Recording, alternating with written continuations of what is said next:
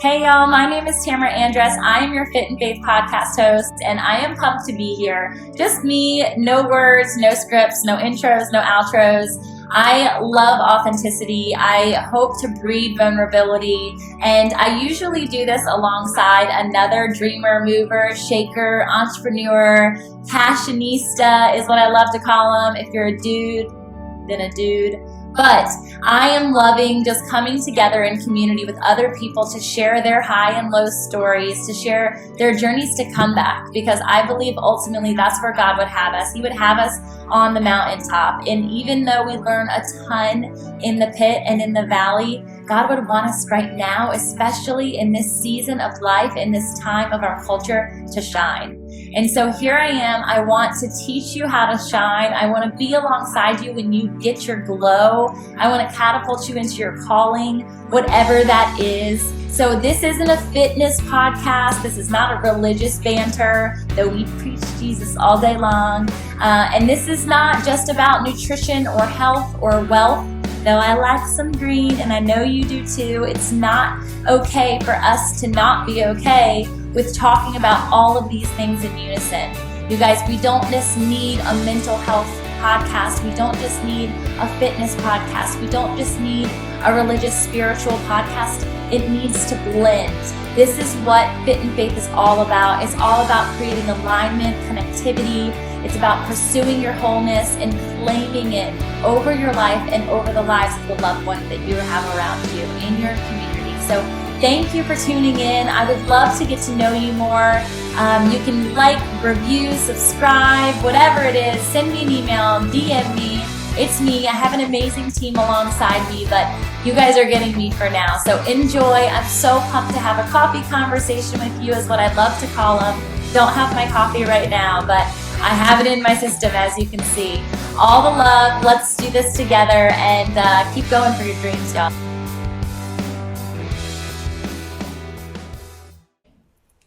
We are hoping that this meets you guys today.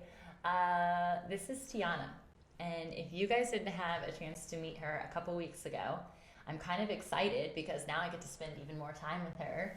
But we had a podcast, and it was amazing. It was great. It was deep and real and alive and also silent. So it was about a minute and a half. It was the longest podcast ever. And we really hope that you took something away from it, or you're just intrigued enough to listen again this time. And hoping that the full hour comes your way. But if not, we think that there's purpose in that too. Amen. So I don't even remember anything that we talked about last time, which I'm really excited about. I mean, I'm sure if we started talking about it, I'd be like, oh yeah, I know where we're going. But I'm excited to just have a clean slate. And it could be because you just washed me with water before this started. We went to pray, and I put my hand across the table, as did she, and then her water bottle went into my, not lap, thankfully, just my journaling note area. But it was a funny way to start prayer, which you might not know that we do before we come on air, but it's a really centering practice to get into the routine of, but I never want it to feel like, okay, do this, then this, turn this on, now go. And I feel like God just takes that away every single time you just say his name. Mm. That he just is like, oh yeah, I'm here, what do you need? And I don't even know where the prayers are going to go or where the time is going to be ending up, but I know that he is present. Amen. And I'm grateful that you're with us. Him and you. Yes. I don't know who I'm talking to. I was going to say, I felt like you were talking to Jesus. I did. I'm like, okay. And I love how you accepted it that way. You're like, yes.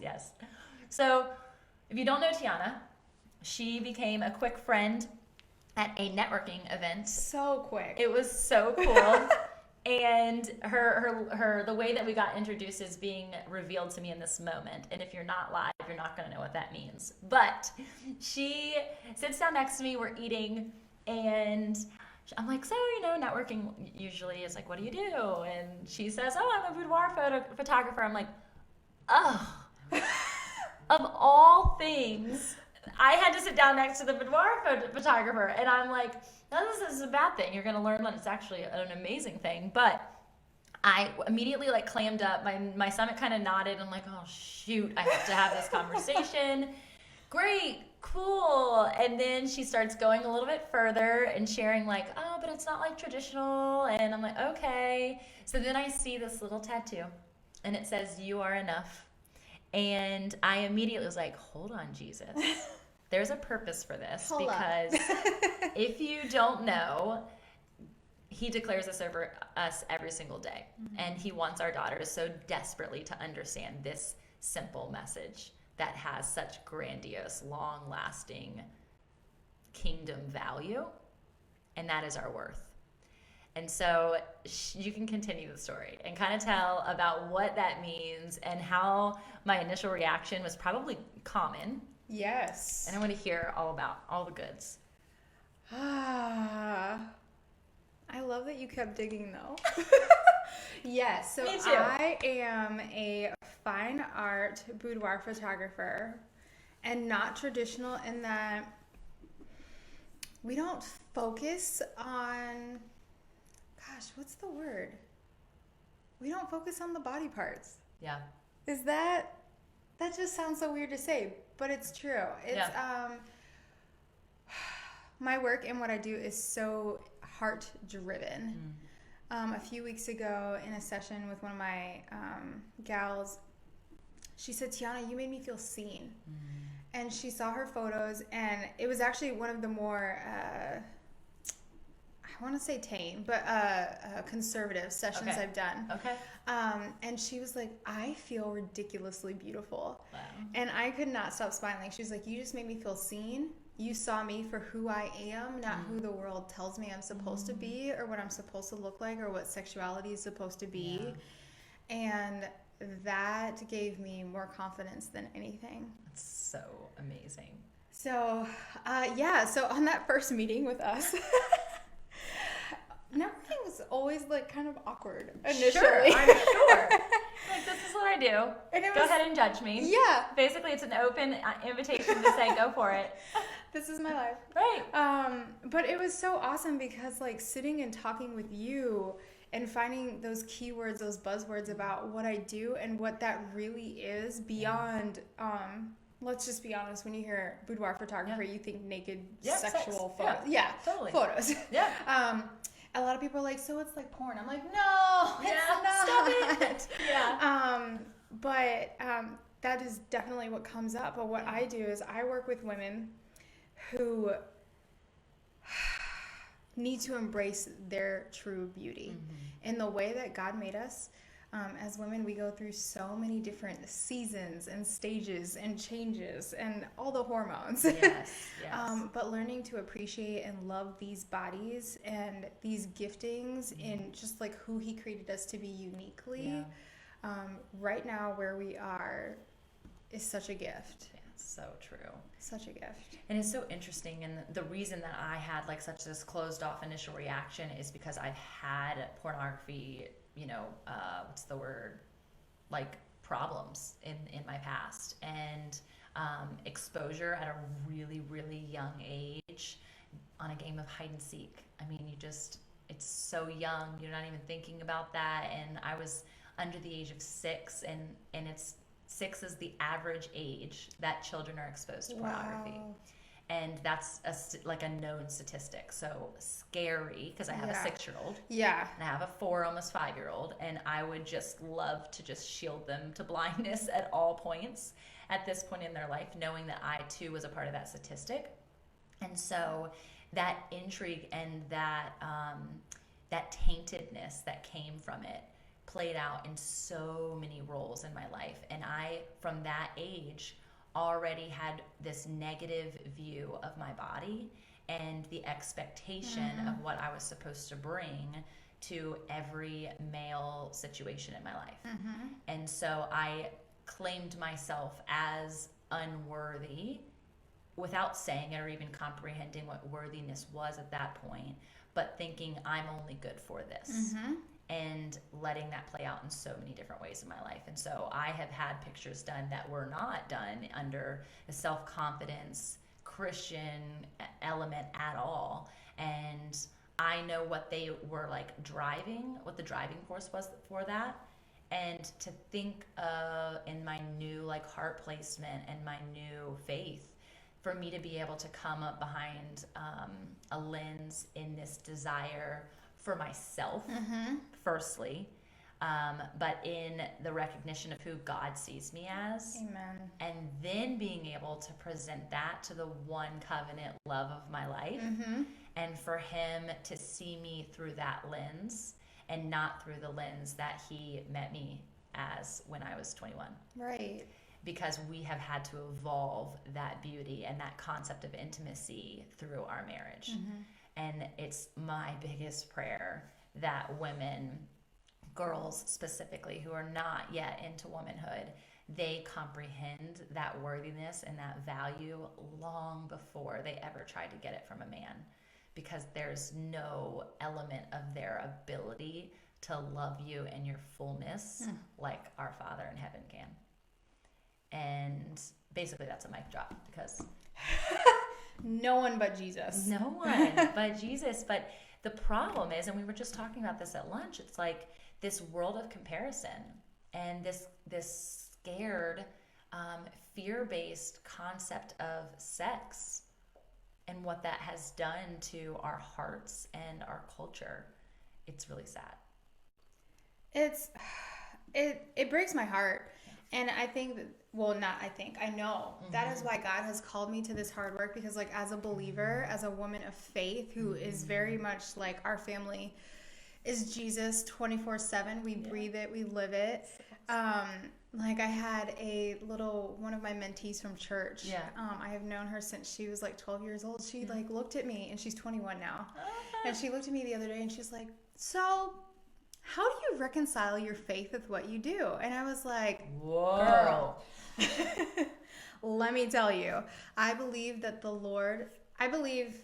we are fearfully and wonderfully made. It is in the Bible. It is truth. And these bodies, these vessels we were given, were made to glorify God. Yeah. And what the world has made it, this over-sexualized picture of this unrealistic woman or man is not what he intended. Yeah. Sex is supposed to be good. Our bodies are supposed to be good. And what the world has made it is not good. Yeah. And I believe that I am doing this work because he wants to redeem that for him. And it needs to be redeemed for him. It does. And I told her that, and she was like, wow. And I'm like, yeah. Yeah, like I thought about this. I didn't just wake up one morning and like, oh, this is what I do. Like, this is cool. And this is a compartmentalization of my life. And that is where I think, the concept of church and even the concept of Christianity is so often put in people's lives. It's just a section. A compartment. Yeah. Oh, I do this on Sunday because it's ritual. And then we do brunch or whatever afterwards. And then I go about my merry week. And forgetting whether it's the concepts of what we're taught, but ultimately forgetting biblical concept and not nurturing that relationship the rest of the week or the rest of the month or the rest of the year, which then becomes a season, which then becomes a lifetime. And so the outside view of Christianity for the commonplace person is, oh, they're hypocritical. Oh, they're living blind. Oh, they're the worst. They're the worst of all of them, because there's the judgment, because there's the hypocrisy, because there's the gossip, because all of the whether it's a big sin or a little sin, no matter what it is, however they're living out their lives, and I say they, myself included, is the recognition of the fact that like we need grace, and ultimately like the way we treat our bodies and the way we walk out our life are the representation of what other people have towards Jesus. It's so true. That's what they see first. Yeah. Like before we have a chance to open our mouths. Totally. That's yeah. So you get into boudoir photography. How does your husband feel about that? What is his play on that? Oh gosh. That's so funny. So my first boudoir session was when he was deployed. And I sent it to him as a gift. Yep. So that was like our introduction to all of it. Okay. My husband's awesome. He's always been like my biggest supporter. Yeah. And it was actually really interesting when we started having these conversations about how I reconcile this with my faith and all of that. He was like, Tianna, your heart, it matters where your heart is. Are you doing this for 15K followers because you're showing photos of half-naked women? Which, by the way, if you go follow me, you will not see half-naked women. No, it's gorgeous. It's light and airy, and it's tasteful. And I think, well, I know that women are proud. Like, I have so many clients recently that have just been putting their pictures on Facebook, and I'm like, okay. That's awesome. Yeah. But, wow. yeah. I know. I was like, okay, that's on Facebook. Like, on your personal. Like your grandma can see that. That's funny. But like the coolest thing that he said to me recently is he's like, Tianna, this is about your heart. Yeah. Like anyone can take your work and look at it and make of it what they're going to because that's their intentions. Yeah. But your heart is to put more love and Jesus and respect and worthiness into the world, and that's what matters. It's so good. And he is it's just really incredible because my husband is actually a stay-at-home dad. He homeschools our 2 children. Rock star. Yes, so awesome. Really awesome. And like he is taking a back seat for having a career of his own in this season because our studio is so busy and he so believes in the work I do, and it's so just amazing. It's incredible. It's so neat. God is good. Yes, he is. He so is. And it's such an amazing gift. And another thing that I like pray over girls is this concept of like having a man that comprehends that support placement and that it's a mutually beneficial space for both of us to be in. Yes. And I feel like my husband and I have talked a lot about the concept of like respect. And I think because of how I was raised and then just this concept of military, the military in my life and the role that played in my life, is that I always thought respect meant that somebody was bigger or greater than the other. And so you treated them as such. But, biblically we're called to respect our parents. And even in that role, I always thought hierarchy. And then when you get into this symbiotic role of we're on the same playing field, wait, I'm supposed to respect you. What does that look like? And the variation of respecting somebody who is your equal versus your boss or your elder, it's very different, though similar qualities should come into play. And so that symbolism of support has such a role of respect. Like he supports you in what you're doing, respecting you alongside it, like comes with the game of love. And I think, again, people try to like segment these things and saying, oh, I love you, but I don't respect you. I support you, but I don't love you. And That's not love. Right? They're taking out all of these things and saying, here I am, and this is what I can offer you. This is what I'm willing to do. Right.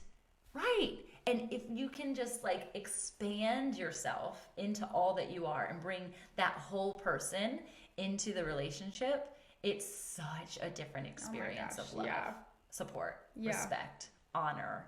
Like all of it is so different.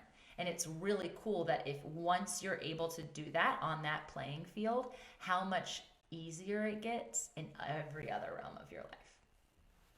Like I know that when women walk into the room, in order for them to feel seen, like you said, that they felt, or ridiculously beautiful, you have to be respecting them in such a way that they feel that way, that they feel seen. And respect is not easily earned. And so really amazing that you have that quality. I mean, you have that quality naturally about yourself just because of the air of who you are. And of course, that's Jesus. But it's such a beautiful quality that I don't think a lot of people have. So I'm grateful to know you in that capacity, but also to know what you do and what you put into the world. You said putting worthiness into the world. That is so pretty. I don't know if you have that tagline yet, but you should. I just put it on my website. Yes! It's so good. It's so good. It's so funny that you bring this up because I would love to talk about this. There's this huge there's this huge thing going on right now, the self-love movement. Yeah. You know? Totally. And as believers, it's a very tricky thing to walk. It's so tricky. Yes, we need to love ourselves because God created us a certain way, and we can't be bashing God's creation. Right. That's no good. But this huge self-love movement that, what's the word? Maybe it's self-edifying or self-glorification. Yeah. That's where it gets super tricky. And I was working on that because I now have this like weird thing about the term self-love. Yeah. Clarification, I completely believe in it. Yeah. But not in the way that the world has made it. Yeah. There's this huge thing now about me first. Yeah. That is the and don't get me wrong, like particularly as women, wives, mothers, we need to be taking care of ourselves because if we are empty, absolutely, we cannot give. 1,000%. But at the same time, I think there's this huge thing about like me first, I don't care about anybody else. And that is not what the Lord has called of us. Yeah. So like I said, I just added that to my website because I believe that we do need to love ourselves in a healthy way that allows us to glorify God and values and sees our worth, because our Father is a king. He is over all, and if we do not value ourselves and who He's created us to be, we are not really appreciating the Father. Yeah, that's so true. And that's where the concept, when I share about self-love, I would hope that people with that mindset are doing, it's like looking in the mirror and seeing yourself and diminishing who you are. And so often the words that we tell ourselves are the starting point of self-care and self-love. Beyond the manicure and the pedicure and the hair it's done way stronger. And the workout, it's so much more important that if you feel empty, start loving yourself more and see like what ripple effect that has. And yet at the same time, knowing that that's not where the first placement should be. So a lot of people saying me first, it's actually me second always. And until you can get to the place of putting God before that, so if we're empty and we're putting ourselves first, there's no one to pour into us. So we have to be second because we need the overflow of the Lord in order for us to then be the tipping point for everyone else around us. That is so crazy because it's like sometimes, like let's say you're tired, right? Yeah. So you go to take a nap. Yeah. And you wake up even more groggy. Oh. But like in the times that I've been like, no, I am really tired and I'm just going to get into the word. And then I'm like, oh, I feel better. Yes. It's that peace component. It's so true. Well, because often what's driving you to the nap, and it's likely not what you think or why you're tired. It's just like when you're hungry, are you dehydrated? And if you're dehydrated, are you really just dehydrated from the word? And as you drink your water, because I know your mouth's quenching right now, right? But really, like, what's driving you to the nap? And for me, with this whole concept of mind, body, soul alignment and understanding what that really means, I was being driven to the nap from mental exhaustion just as much as I was from physical exhaustion. From nutritional dehydration, I was literally fueling myself with gluten or dairy or a bunch of things that I now have learned what they do to my body because I've taught it to only fuel off of what it's supposed to be fueling off of. And then of course the spiritual dehydration component is massive. And so what you've done then in that moment, instead of saying I'm going to go sleep it off because you're not going to wake up any better or fuller, maybe you'll have a little bit more energy, maybe. But generally speaking, not usually. You're tired. You're more tired. You want to go back to bed, or the rest of your day is out of whack because your schedule's messed up. Or there's so many components to that. And so for me, and speaking from somebody who honestly used to take 3 hours a day, I would nap. Really? No exaggeration. And this is on up until I was about, my husband can attest, maybe 28, 29. honestly, when I came into the Lord, it was like an automatic transformation. Wow. And it wasn't because I gave my life to the Lord that he was like, oh, you don't need naps anymore. When I came to the Lord, I started self-checking myself. I walked through this concept of self-identity. And when I look in the mirror, what am I saying? And when I go to the table, what am I eating? And when I go to work out, what am I doing it for?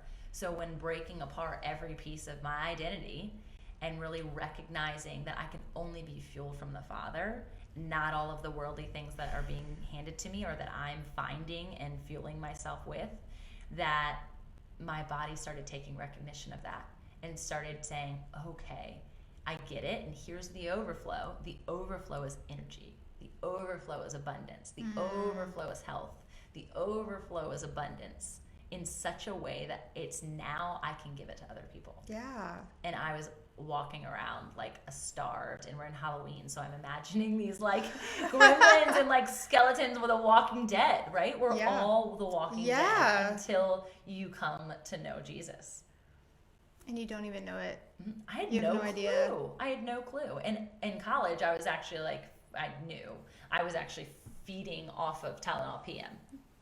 And if you had met me in college, you would have been like, oh my gosh, she lives a great life. She's so energetic. She's so fun.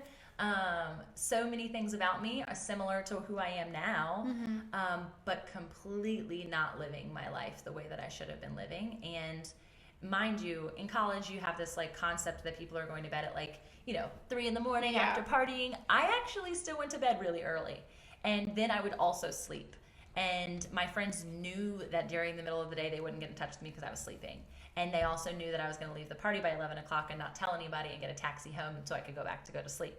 And it was funny. And it was like a comical thing. And like, oh, Tamara needs her rest or you to sleep.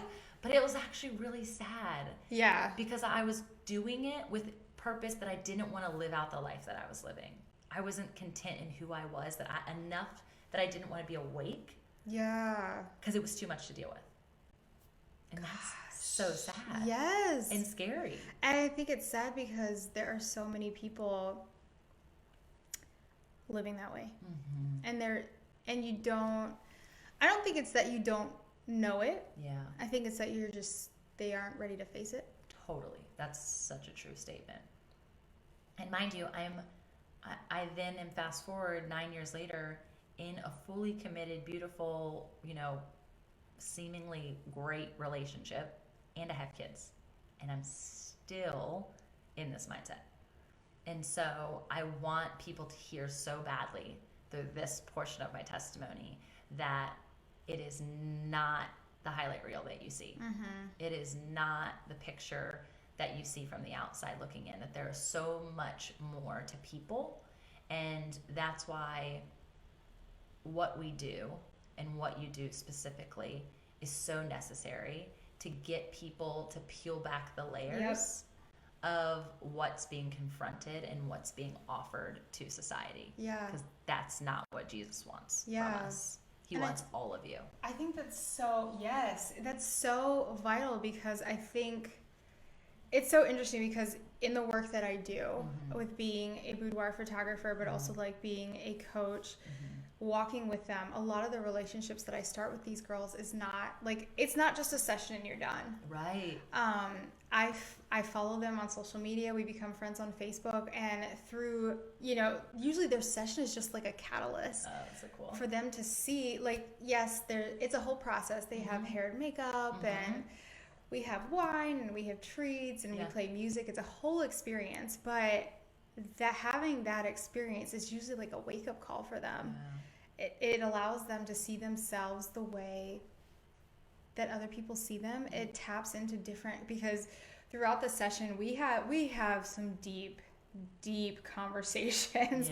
It's like it's kind of like being in a therapist's office sitting on a couch, but you're just posing on a bed. Right. So it's very therapeutic for them, and it's like peeling back the layers. And so I love what I get to do, because it's not just like I have a woman that I have photographed 3 or 4 times now, and she just discovers something different about herself every time. Cool. And they all follow me, and we have conversations through DMs on Instagram. Yeah. And it's just, it's deep work. That's amazing.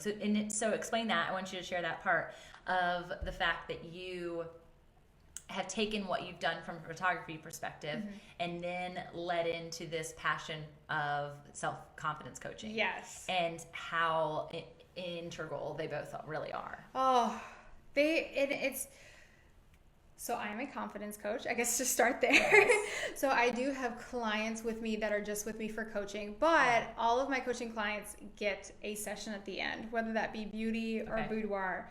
You always get a photo session because I so believe in the power of the physical representation of all the beautiful heart work you're doing. Ooh, yeah. And it's just incredible to see them, because at the end they're like, wow, like things are really different. We've really taken a step and moved forward. And I think like when you're in the midst of it, you don't feel it. Good. Yeah, that's really good. And it's true. I mean, I think, they say picture's worth 1,000 words, but I can truly see a variation in a picture when I look at myself circa 5 years from now. Right. Yeah, 5 years from now. 5 years from now. I don't know what that's going to look like, but 5 years ago. Yeah. And I see myself, I'm like, oh, that's not the same person. I can see the like physical transformation. Now, other people, probably not. Yeah. My husband, yeah. Yeah. My family members, for sure. And so I think that there's so much power to that. And to document, I love that this woman came back to you, because generally that's like almost, I would say, like a bucket list thing. Yeah, I would say I've got at least 25% that do more than one, for That sure. is so cool. Yeah. So to know that they're like coming back because they're being given and gifted like a different mirror. It is. Like, here you go. Let me gift you with something. Even though they're paying for it and they're fine. Yeah. Things, and I get how the business portion works, but it truly is. And I think that that is the main value of the retreats in such a different way. And so that's a whole nother component to what you do that we share, which is so fun. And one of the reasons that we connected too, so she does women's retreats too.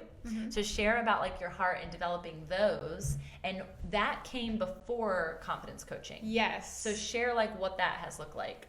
2019 has been a year, friend. So crazy. It's so cool. Such a year. So my first retreat we launched in 2018, and that was such a Jesus thing. Yeah. Honestly, to just be completely honest, I've been running from what the Lord has called me to. Like I've been a boudoir photographer. This is going on our 8th year. Wow. But I have always known that this is deep work, that it's so important, that the feedback that I get from my girls and how they feel seen and how they feel heard and how they just feel valued should and needs to go beyond a 1 or 2 or 3 hour, however long their session is. Yeah. And so it has been just God being like, okay, Tianna, we're doing like this for real. And I'm like, no, we don't have time. But last year he was just like, no, like this work is important. Yeah. And we need to do it. Yeah. So we planned our first retreat. It was called Truly Enough. And it was about being enough in Christ and finding your identity in Him and not what other people say. Yeah. And it was exhausting and beautiful. Yes. We all cried the whole time. Yes. Yes. But like it still follows up that component, because at the end of every single one of my retreats, my girls gets a boudoir session, and it's so just cool. Like, you put in the work, look how beautiful you are, and they're always like, oh my gosh. That's awesome. Yeah. And then like a week before yours, I had my second one, and again, exhausting and beautiful and transformational. Yeah, I think transformational is absolutely like a key word for it. And the ultimate thing that I knew, and I knew this going in, and then to see it afterwards and hear what they have to say in response. We are called to be still, and we are called into rest. And He promises through that He will rejuvenate and restore. And yet our society is moving at 1,000,000 miles a minute. And now this concept of busy is so glorified. That it's everyone is busy. So don't tell me that you're busy. I get it. I know it. I live it. But it's glorified. It used to be like, oh, I'm so busy. How And busy like, are you? Yeah. Tell me all the things. Yes. But I want to know more about like the deep rooted things than what your schedule says. I know your schedule is busy, especially if you have multiple children in different sports or no children, but you're pursuing all these different passions. We all get it. But it's the calling of rest and the calling to be still. And when you actually give yourself the self-care that you deserve, God shows up. And these retreats are transformational because you're taking the time. And whether they're 2 days, whether they're 7 days, whether they're in your backyard or they're in another country, and Mexico, we're coming for you, 2021. Wherever it is, it's so necessary and so not done that you do feel selfish. And you're like, oh my gosh, I'm leaving my job. They need me. I'm leaving my family. They definitely need me. I'm leaving my husband. I'm leaving all these things. And I'm using some of our nest egg to pay into something that looks like I'm just going for fun girls trip. Right. It's not a fun girls trip. And we feel guilty for that. It's not. It's not a fun girls trip. It's fun. It's work. A lot. There's laughter and there's pictures that are taken and all those things. But you're crying. You're what's the word? Unpacking. Yeah, it's a lot of work. And I tagged mine, and I think yours does the exact same thing under this concept of detox, design, and development. And this portion of detox scared some of my friends because they know how I eat. And they were like, oh my God, are you starving the whole time? Like, what? Are we not eating? Is it truly like a fasting? I'm like, no. I'm going to feed you really, really well. And I hope the girls left well fed. I know that they did, in fact. But it's when you detox, it's a mental game. It's a physical game. Yeah, it is. And it is definitely a spiritual game. And it's not easy. And you come in with, and I know women, I'm thinking specifically of someone who came in, she pulled into the driveway and she was crying. And I was just like, oh my God. And I like went and greeted her and gave her a hug. And she's just like, I just left it all behind. And I was like, what do you mean? Like, wait, hold on. Oh. What do you mean you left it all? I was actually like freaked me out for a second. I'm like, don't quit anything to come here. But no, she was just like, I'm here. And that was the truest sign of somebody putting it all on the line to say, okay, God, take me on this journey. Show me what you have in store for me. And he did over and over and over again. And to see the storylines of these women, they don't know each other, mostly. And you bring them into a house, and that's intimate. Because being in a house with anyone, sharing a bathroom, sharing a bedroom, that's really intimate. And then expecting them to share their heart with a stranger. And watching it happen, oh my gosh, it was just, it's a gift as the host. Just as much as it is a gift as a sisterhood. And it's so many biblical concepts shared in a 3-day time frame. It's incredible how much happens in 3 days. Right. Or 2, or just, whatever. Or even, like the transformational, like you said. And it's incredible too, because every time like the week before a retreat, I'm always like, God, I don't want to do this. I'm so tired. But after the girls arrive, I'm like, oh, Jesus, you're sanctifying me just as much as you're working in them. Yes. Oh my gosh. I learned. Yes. So much. And you were talking about, not like, I have no tears left to cry. Yeah. And I'm like, well, you weren't packing them with enough water. Like, let's have more water as we sit here and drink water. But it's one of those things that, like, yes, so much can happen, and it can happen in your own home. We just don't rest enough. We don't rest. And it's so funny that you say that, because rest was my word of the year. That's so good. And I'm like, because like you said, in our society, we don't take time to rest. Right. That's less money. That's less things that we can get done. But Jesus, the Lord, rested. Yeah. And it is because he rested that he had the energy to do all the things. Yeah, it's so true. And I am all for all the things. If you follow either of us on social media, we do all the things. But it comes from such a heart of overflow and such a place of, like I said, that energy that I've gained since coming to know the Lord is just, it's unsurmountable. It's such an interesting, I don't know how you would even describe it. I need to find like biblical concepts to back it up because it's amazing. So we have that. I want to share that because of all the similarities and because sisters can literally live in the same community, have similar age children, living out similar like romantic stories. Just it's crazy. So much overlap. And yet we are strangers. And this is such a value and a missing link to people in general. And I'm so grateful to see this concept of community over competition, of collaboration over competition, that our hearts are so aligned in that. And watching God literally like take two people and blend two lives, we want to do it for you. Yes. So we're going to give you guys just an opportunity to take a sneak peek into what our full retreats are like by offering you a day retreat to do the same, because we do know that it's hard to come by. And if you don't know us or you don't comprehend what could possibly happen in a 3-day time frame that's worth this amount of money, we're going to show you. And we're really excited about it. And then from there, we'll go into sharing a retreat together, which I'm really, really excited about. Oh my gosh.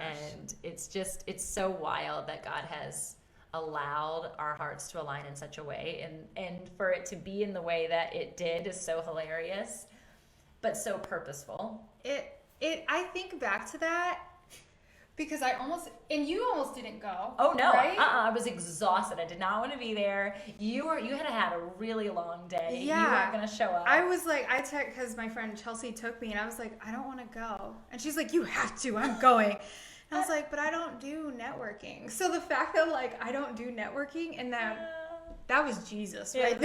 So Jesus. And it was so fun. We got to meet other girls who were so aligned, and it was just, and I actually have since like stayed with that networking group, and I was legitimately going to email her like minutes before and just be like, I'm not coming, and also I'm not going to continue this. I don't want to do it. But it's like stepping out of your comfort zone and also knowing and being expectant for what God has in store for you when you do those things. Because you could have easily came and just been completely closed off and mad at your friend for bringing you. Or sat at a different table. Yes. Like I'll sit one over so I don't have to actually communicate with you. You know what I mean? It was just so cool. And that's what I think our hearts are for women, to understand that you can get into the same room with seemingly all strangers, and you're going to see, and I just see like this spider web of connectivity, that there are so many linking points that God has in store for us, and he does it all the time, but we're completely ignorant to it because we're moving at such a fast pace. So it's the person who's checking you out online, it's the person you're sitting next to at the movie theater. There's so many opportunities, and we're taught, honestly, to stay right here and focus in on blinders on the one thing. Yeah, it's sad, but I'm hopeful as I see like these different kind of spurred communities like jumping up and popping up, especially in the Christian sector, that it's gonna catch fire, and like people are gonna understand, oh wow, there's a missing link to my loneliness. You're alone and you're surrounded by thousands, tens of thousands, millions of people. We shouldn't feel that way. And I think what you shared about like the girls coming and feeling seen with you individually, but also knowing that through your retreats, they feel seen because they're not alone in what they feel like is the cyclone of a mess that's only their life. Not true. We are all on the struggle bus. Yeah. Right? Together. Yes. And this is the place, like if you don't even understand faith, and I want to like give this out because I had originally like targeted my concept of retreat to mind, body, and soul alignment. It's still 100% that. But I think the sector of faith that comes into play with this spirit and soul is people getting confused on what kind of retreat is this, or what is it that I'm stepping into, Even so far as you had mentioned, like offering yoga. What does that mean to her Christianity if she's like steering people into the concept of meditation? And knowing that there are so many things that are being presented to us right now, mind, body, and soul, wealth, and health, and wholeness, that are skewed. And not to say I've got it all figured out, because I'm becoming, alongside every single other person who's still becoming, is that I can't detract from what Jesus has taught me. And it's my sole responsibility to make that the priority versus, hey, let me give you some mental health advice. Hey, let me give you some nutrition and physical coaching. I can do those things. Yeah. But you're not going to leave in the same full cup as if you're opening the Bible and opening the Word. So not to let that be a fear factor for people, because I think it is intimidating. I know specifically women who are like, I don't even know how to read the Bible. Right. I don't even know what to open. Actually, can you wait another 10 minutes? Because I don't even know where the chapter of Corinthians is. Right. We get it. I get it. Well, we have pastors that are on site with us who, too, myself included, I can't find the Bible. I can't find the specific book. Where's Zephaniah? Is that? I can't say all of the names. I can't do all of those things.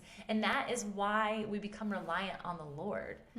Because he doesn't care if I can Hezekiah, Zekiah. I mean, he doesn't care.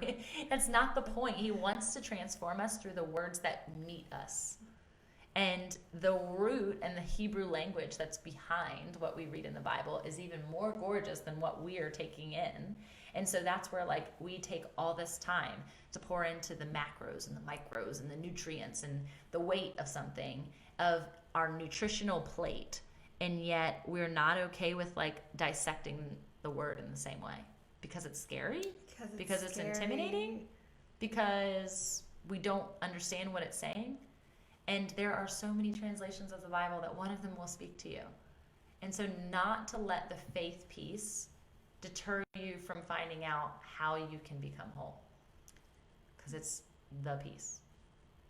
That is so powerful, because like at this last retreat, a really big factor that we kept hearing is that, like,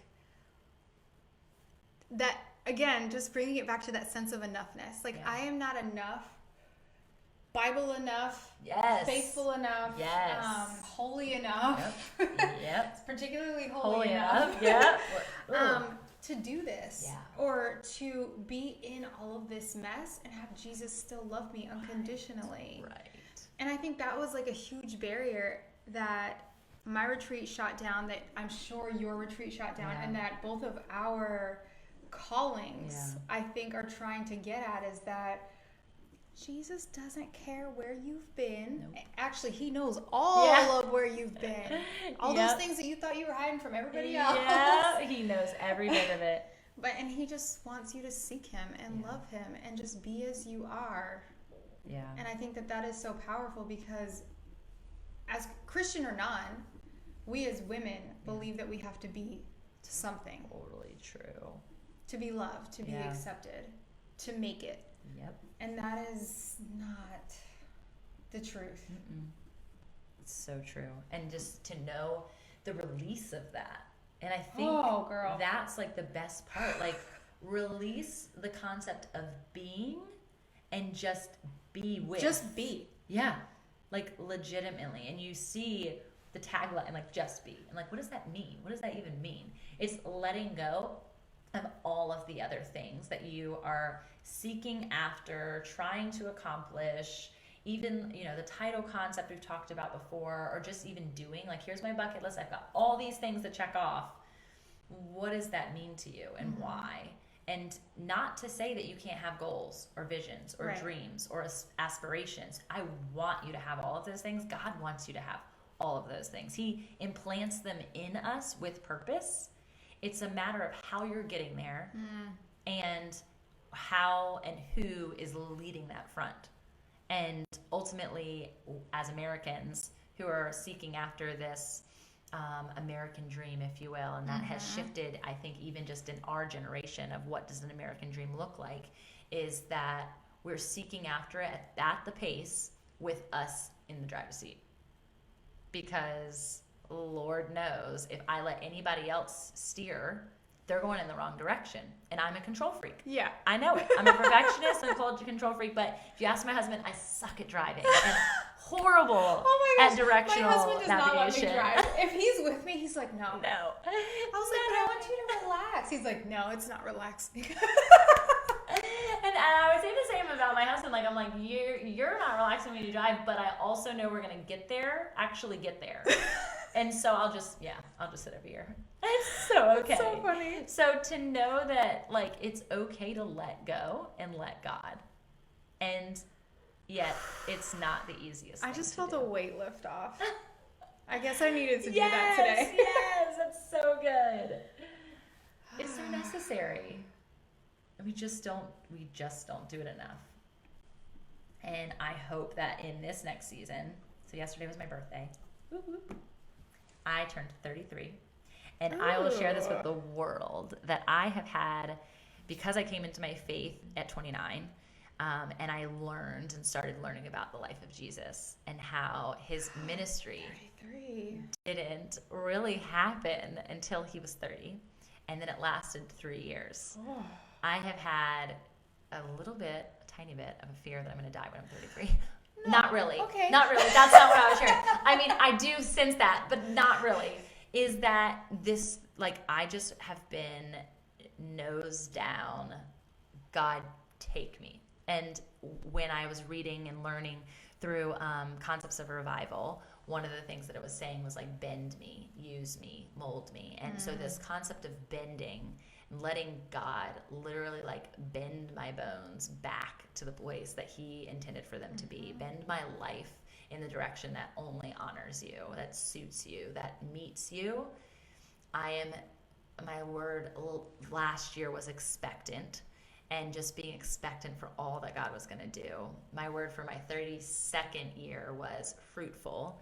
And God was hilarious in giving me some, like, really difficult fruits. That the ones that you can't open, they look really cool. They're really vibrant on the inside, but you have no idea how to eat them, and you don't know how to cut them open. Those were the fruits that were given to me. So thank you, Jesus. Learning to prune and how important it is to prune in order to gain the fruit that you so eagerly desire. Pruning is hard. It's like detoxing. And it hurts. It's that refining fire. Totally. So that was my 32nd year. Thank you. And so walking into my 33rd year, I have declared the word. My husband wanted it to be present, and I really like that word. But it's going to be rooted. And it makes so much sense with where my heart has just been simmering on this word for almost about a month and a half now.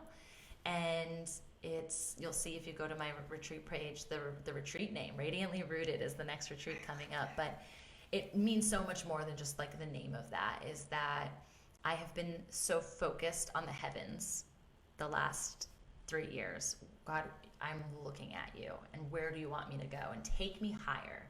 Take me to the mountaintop, because I am in a valley and I cannot be here anymore. Right.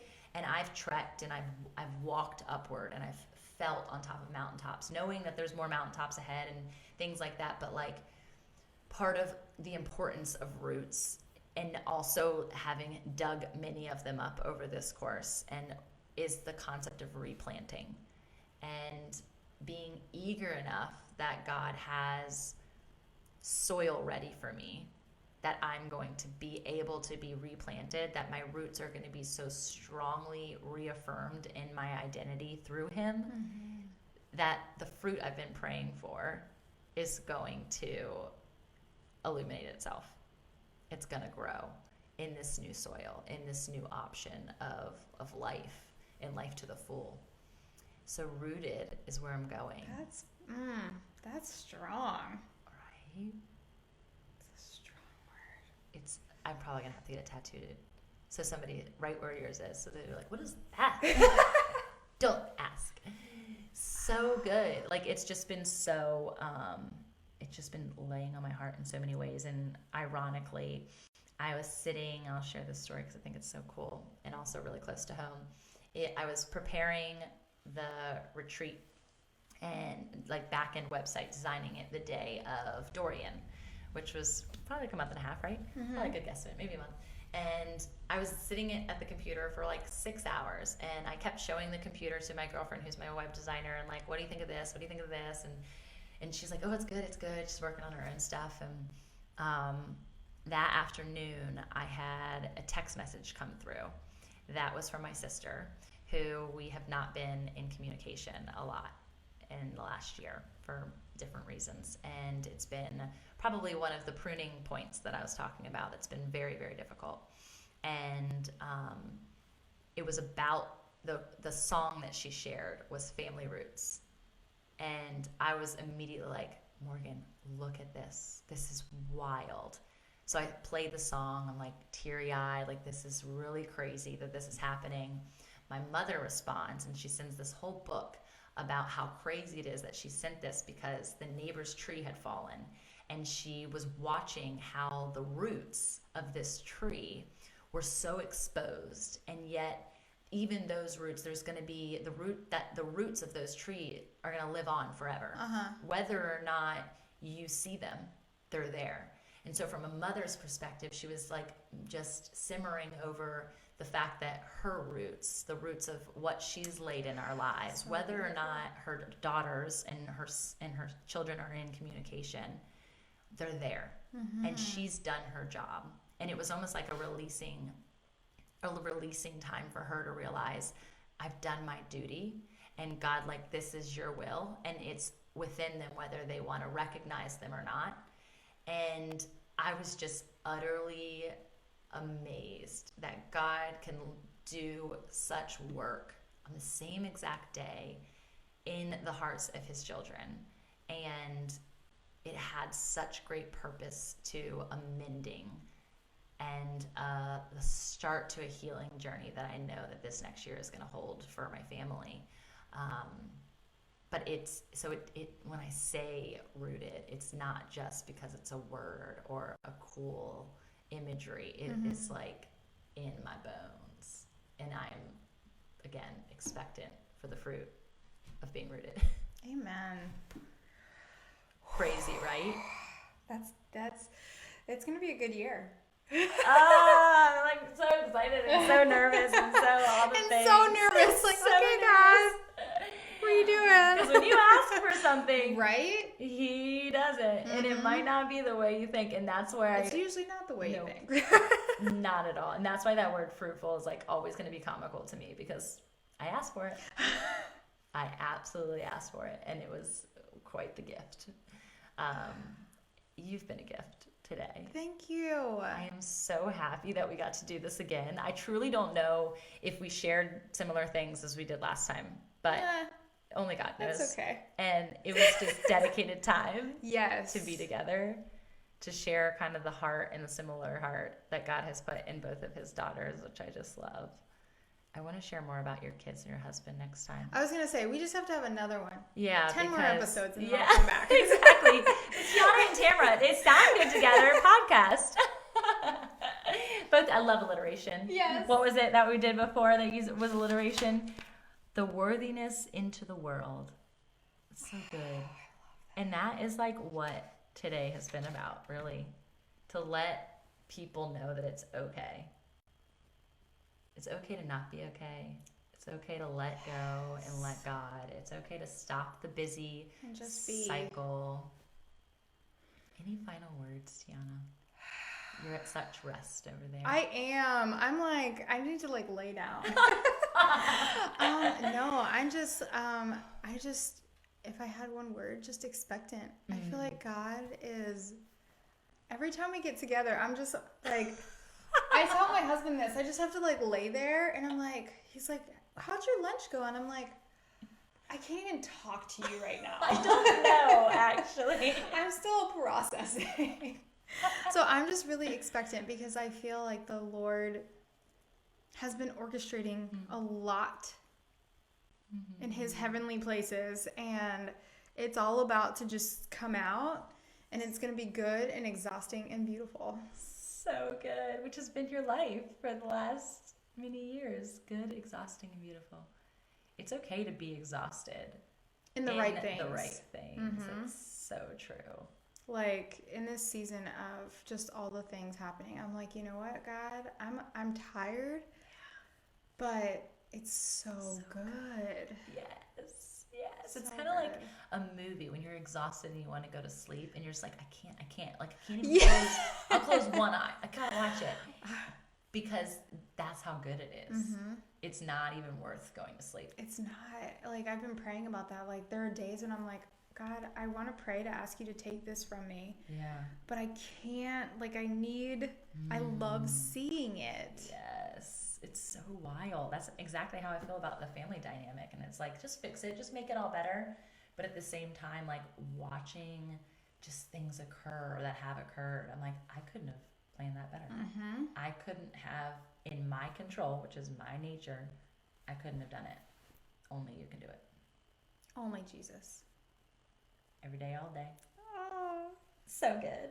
I love you. Thank you so much for being here. So if people want to get in touch with you, yours truly. At yours truly portraiture. Yes, that's Instagram, website, Facebook, all the things. all the things. She's there. She'll be back. I'll see you guys in 10 episodes. So good. Tianna and Tamara coming back. Adios.